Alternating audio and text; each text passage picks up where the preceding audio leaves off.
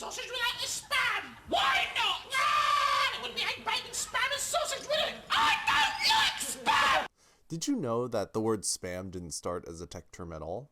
It started as a joke. In 1970, Monty Python aired a sketch set in a small cafe where nearly every item on the menu contained spam, the canned meat. Eggs and spam, bacon and spam, spam, spam, spam, and spam. Spam, egg, and spam. Spam, spam, spam.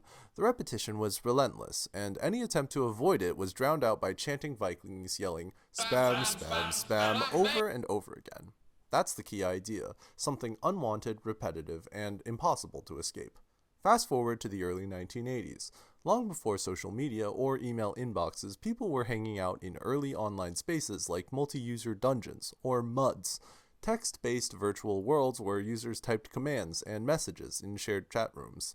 Some users discovered they could disrupt conversations by flooding the screen with repeated lines of text, one word over and over again.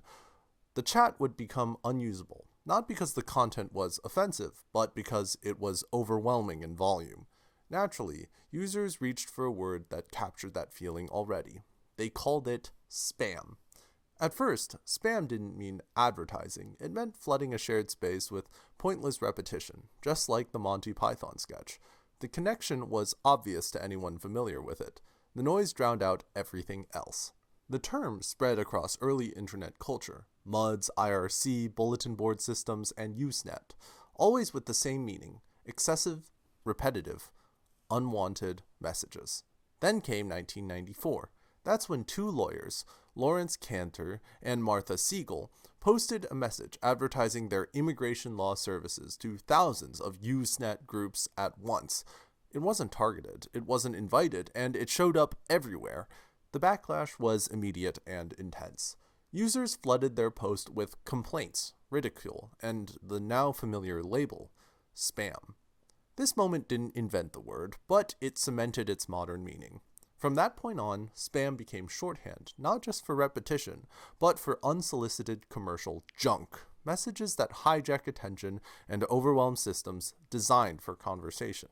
So when you delete spam from your inbox today, you're participating in a very old joke. A joke about repetition, a joke about noise, about something that shows up everywhere, whether you ask for it or not. And somehow, a 1970 sketch about canned meat ended up naming one of the internet's biggest problems. Be sure to like and subscribe.